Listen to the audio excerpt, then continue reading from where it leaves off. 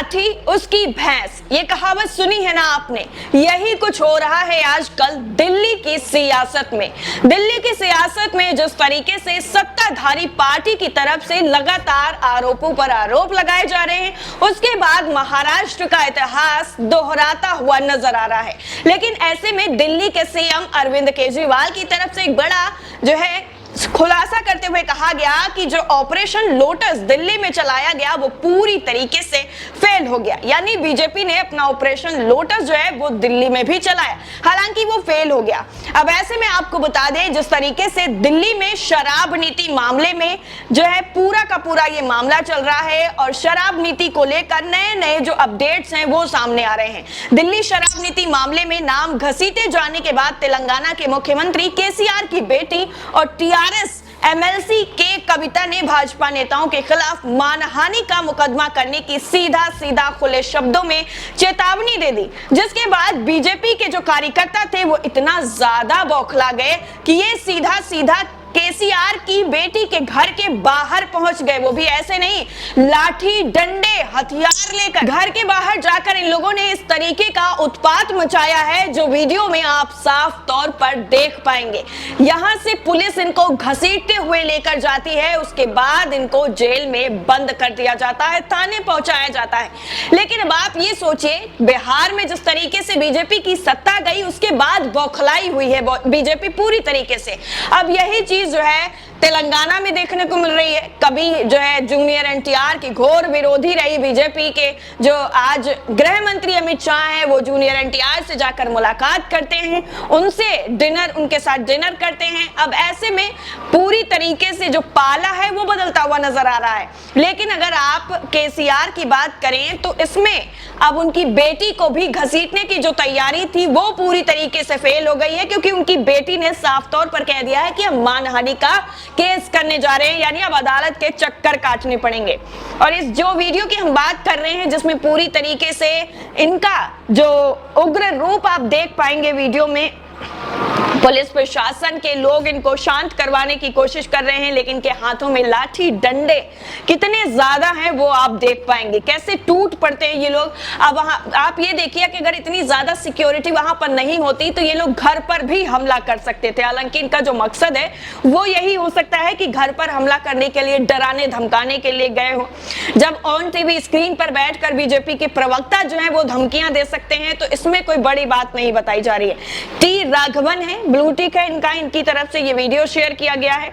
लिखा गया है कि हैदराबाद में बीजेपी तेलंगाना के समर्थक टीआरएस पार्टी ऑनलाइन की नेता राव कविता के घर के बाहर विरोध प्रदर्शन के लिए पहुंचे। वहां टीआरएस के कार्यकर्ता लाठी डंडे लेकर आ गए, पुलिस भी मौजूद थी। लेकिन इसके बाद क्या हुआ इन तस्वीरों में देखिए, इस तरह से हाथों में डंडे। कुछ लोग तो कहते हैं कि अगर बीजेपी की टीआरएस को की गुंडेगर्दी की पार्टी है, पूरे गुंडे भरे हुए हैं, अगर टीआरएस गुंडों की पार्टी है तो बीजेपी भी गुंडागर्दी करना जानती है। तो उसका उदाहरण साफ तौर पर आप ये जो है वीडियो में देख चुके हैं।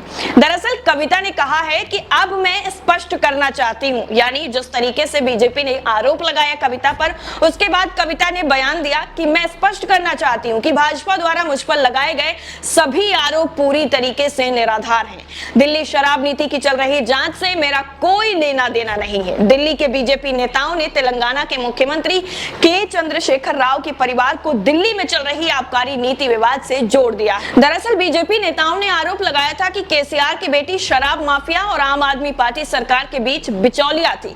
कविता ने कहा है कि वो अब दिल्ली के बीजेपी नेताओं, सांसद प्रवेश वर्मा और पूर्व विधायक मनजिंदर सिंह सिरसा के खिलाफ मानहानि का मुकदमा दायर करने जा रही हैं। टीआरएस एमएलसी के कविता भी आरोप लगाने वालों के खिलाफ उनके बयानों को रोकने की मांग अदालत से करेंगी। इससे पहले आपको याद होगा रविवार को बीजेपी के दोनों नेताओं ने एक प्रेस कॉन्फ्रेंस की थी और आरोप लगाया था कि केसीआर की बेटी ने शराब माफिया और दिल्ली सरकार के बीच संपर्क का काम किया है। बीजेपी ने आरोप लगाया कि टीआरएस एमएलसी के कविता ने दिल्ली शराब नीति घोटाले में महत्वपूर्ण भूमिका निभाई है। सीबीआई ने मनीष सिसोदिया और हैदराबाद के अरुण रामचंद्रन पिल्लई सहित बाकी के खिलाफ दिल्ली के लिए नई शराब नीति को क्रियान्वित करने में वित्तीय अनियमितताओं में लिप्त होने का आरोप लगाते हुए मामला दर्ज किया है। बीजेपी के पूर्व विधायक मनजिंदर सिंह सिंह सरसा ने एक प्रेस कॉन्फ्रेंस के दौरान यह आरोप लगाया था कि कविता ने ओबेरॉय होटल में बैठकें कराई और दक्षिण से जो है शराब कारोबारी लाई। मगुंठा परिवार के सदस्यों के नाम पर शराब लाइसेंस के लिए अग्रिम रूप से पैसा भी दिया गया था। पंजाब और गोवा में चुनाव के लिए पार्टी को पैसा दिया गया। आरोप लगाया गया कि कविता ने रुपए की व्यवस्था की। सिसोदिया को 4.5 करोड़ की रिश्वत दी गई, जिसमें से 3.4 करोड़ कैश और शेष जो राशि है वो भुगतान क्रेडिट नोट के माध्यम से किया गया था। दिल्ली शराब नीति घोटाला दिल्ली की आबकारी नीति 2021-22 को तैयार करने और लागू करने के बारे में है, जिसने खुदरा शराब क्षेत्र में निजी कंपनियों के प्रवेश का रास्ता साफ किया है।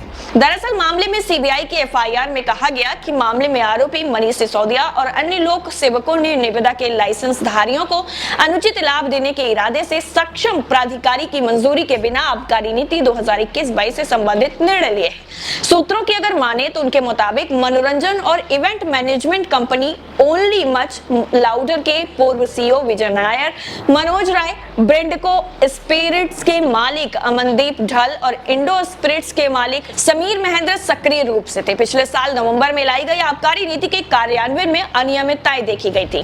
भाजपा सांसद प्रवेश वर्मा ने कहा था कि केसीआर परिवार के लोगों ने शराब बिक्री को लेकर आबकारी नीति बनाए जाने के लिए दिल्ली के 5 स्टार होटल में मीटिंग की थी।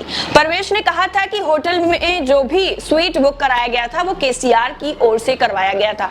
इस तरीके से केसीआर को जो है पूरी की पूरी उनकी फैमिली को शराब नीति घोटाले में घसीटने की कोशिश की गई। लेकिन जब केसीआर की बेटी की तरफ से साफ तौर पर यह कह दिया गया कि हम पर ये जो इल्जाम लगाए जा रहे हैं वो पूरी तरीके से बेबुनियाद हैं और इसको लेकर अब हम बीजेपी के सांसद और प्रवक्ताओं पर सीधा मानहानि का केस करने जा रहे हैं, जिसके बाद बीजेपी के कार्यकर्ता बौखला गए। और तेलंगाना में बीजेपी का कैसा आंकड़ा है केसीआर के साथ वो आपको पता है। टीआरएस को हमेशा घेरने की कोशिश करते रहते हैं, लेकिन अभी हाल ही में जिस तरीके से अमित शाह वहां पर गए थे, उसके बाद दौरा हुआ, पूरी की पूरी जो भी कहानी थी वो हम आपको पहले ही बता चुके हैं। लेकिन अब ऐसे में केसीआर की बेटी को शराब नीति मामले में घसीटने पर खुद ही बीजेपी के जो कार्यकर्ता हैं, बीजेपी है, वो पूरी तरीके से जो है घिरती हुई नजर आ रही, क्योंकि बीजेपी के कार्यकर्ताओं ने ये कारनामा जो कर दिया है, जो वीडियो अभी आपने देखा, जिसके बाद पुलिस प्रशासन ने सख्ती दिखाते हुए उन सभी को गिरफ्तार कर लिया और थाने ले जाकर उन्हें बंद कर दिया है। अब देखना यह होगा कि शराब नीति में जो दिल्ली में